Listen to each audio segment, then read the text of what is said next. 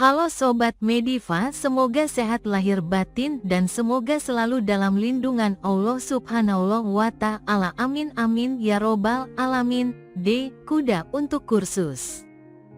Lomba merpati cukup sulit tanpa membatasi diri pada tipe tertentu atau mencarinya di sekitar keluarga. Sekali lagi, warna tidak penting.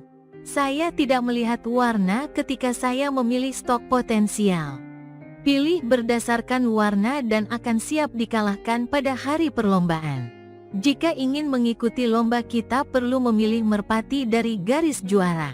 Paling banter, ukurannya harus sedang. Mungkin sesekali melihat merpati besar dan jarak jauh, tetapi jangan membatasi diri kita. 90% dari semua merpati jarak jauh berukuran sedang hingga kecil. Saksikan Boston Marathon dan perhatikan bahwa orang Kenya biasanya mendominasi perlombaan. Rata-rata ukurannya 5 kaki 2 inci hingga 5 kaki 6 inci dan mungkin mencapai 125 pon. Sprinter terlihat jauh lebih kuat dan memiliki ukuran tertentu. Merpati sprint atau merpati jarak menengah terlihat seperti binaragawan di dunia merpati, tetapi mereka tidak dapat bertahan di udara selama 14 jam. Jenis dan gaya, kuda untuk lintasan, untuk jenis balap tertentu. Merpati jarak jauh mempunyai sayap lebih banyak dan badan lebih sedikit, dayung besar pada perahu kecil. Menang itu cukup sulit tanpa membatasi peluang untuk sukses dengan berfokus pada satu sifat warna. Mari kita rekap: panjang, garis juara, bulu yang bagus, daya apung, fleksibilitas. Karakter dan kuda untuk kursus. Perhatikan bahwa saya belum menyebutkan teori mata, teori sayap, langit-langit mulut, tenggorokan, celah lidah, urat tenggorokan, kuku jari kaki putih, ventilasi. Sisik kaki, bulu persegi di bawah sayap, bulu berkembang biak, tanduk di paruh bawah dan lelucon favorit saya. Di paruh merpati, apakah beberapa hal di atas berlaku? Mungkin saja. Tetapi jika terjebak di dalamnya, Anda akan kehilangan jejak apa yang penting. Sekarang saya akan menjelaskan teori mata. Saya selalu ditanya hal-hal seperti, apakah kita menatap mata? Apakah kita menggunakan tanda mata? Apa pendapat sobat tentang tanda mata?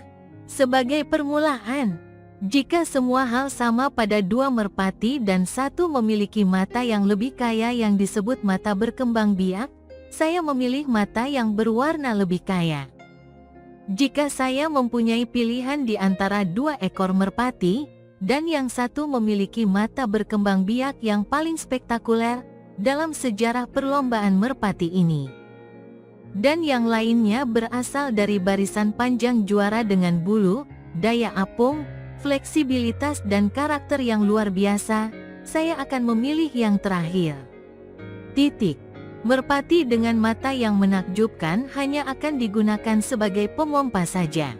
Ketika pertama kali melihat mata Invincible Montalban dari kasat, saya sangat kecewa. Mata oranye dengan pupil di merpati itu. Dia kemudian menjadi peternak yang produktif. Yang perlu kita ketahui tentang tanda mata adalah mengawinkan warna mata yang berlawanan. Hal ini untuk menjaga keberagaman.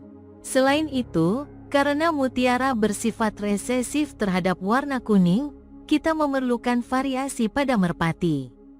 Jika kita mengawinkan mutiara menjadi mutiara berulang kali, kita bisa mendapatkan warna putih pada mata yang tidak sedap dipandang dan tidak tahan terhadap sinar matahari. Mata yang lebih gelap dan kuning cenderung menerima sinar matahari lebih baik dalam jangka waktu yang lebih lama. Mata mutiara bisa tetap kuat dengan pembiakan selektif. Sekarang saya akan menjelaskan dengan sedikit rahasia yang digunakan Piet de Weert untuk seleksi. Seperti yang diketahui banyak orang, Piet terkenal di dunia sebagai pemilih merpati. Bagaimana Piet melakukannya? Mengapa hasil merpati yang dipilihnya begitu spektakuler? Piet de Weert memilih merpati dengan pergi ke kandang teratas dan membeli merpati terbaik. Sesederhana itu, pergi ke kandang teratas dan beli dari merpati terbaik.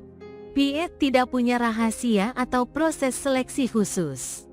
Tentu saja dia adalah seorang peternak merpati yang hebat dan menggunakan bakatnya untuk memilih yang terbaik dari apa yang ditawarkan kepadanya. Piet masih hanya dipilih dari merpati teratas dan bukan merpati seharga $5 di pasar. Jika seseorang dapat memilih juara dengan sentuhan, atau dengan mata, dan lainnya, mereka dapat melihat ribuan merpati seharga $5 dan menjadi jutawan yang memilih.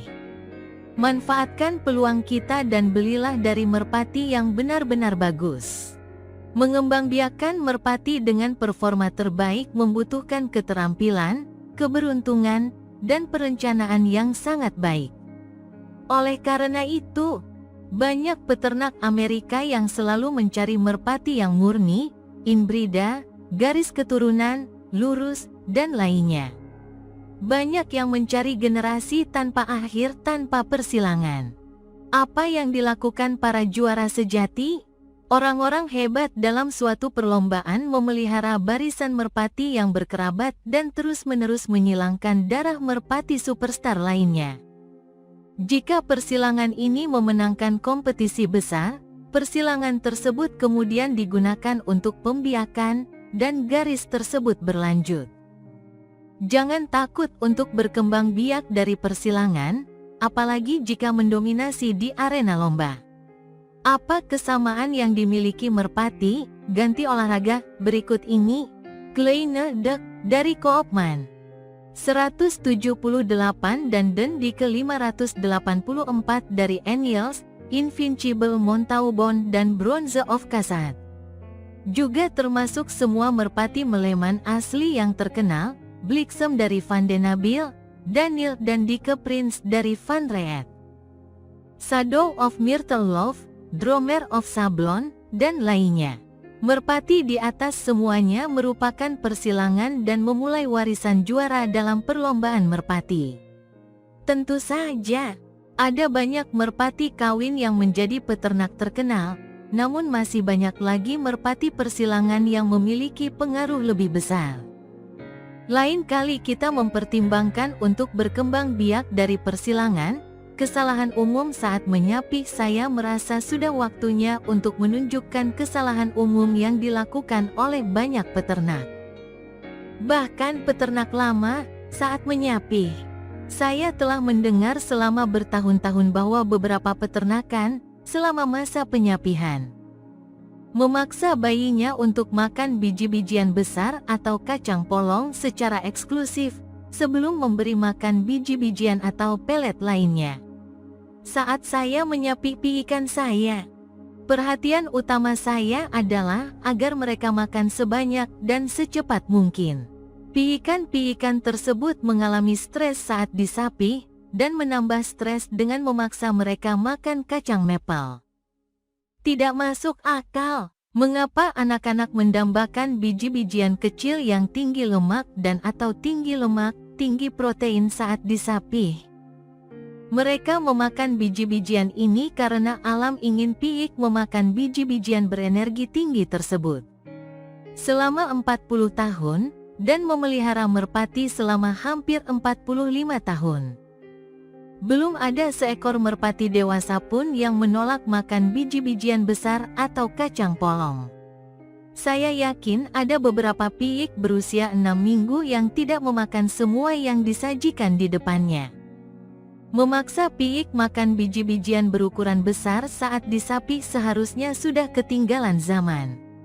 Orang baru mendengarkan orang yang lebih tua, dan prosedur ini terus berlanjut dari tahun ke tahun.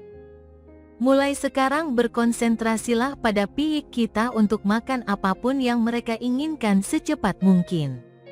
Piikan-piikan kita akan menjadi lebih baik karenanya.